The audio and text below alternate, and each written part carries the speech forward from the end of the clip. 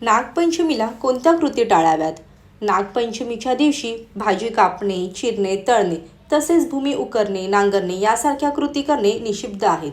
मात्र वर्षातील इतर दिवशी या कृती करण्यास बंधने नाहीत.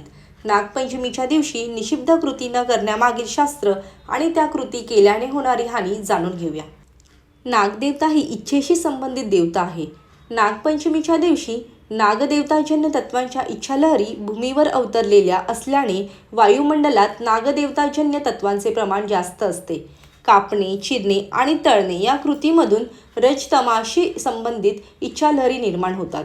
या स्पंदनांचा व्यक्तीवर परिणाम होतो, तसेच देवताजन्य इच्छालहरींच्या कार्याला अवरोध होतो. यामुळे नागदेवताजन्य लहरींना कार्य करण्यात अडथळा प्राप्त होऊ शकतो. म्हणून नागपंचमीच्या दिवशी अशा प्रकारे कृत्य केल्याने पाप लागू शकते. म्हणून नागपंचमीच्या दिवशी चिरणे, कापणे, तळणे तसेच भूमी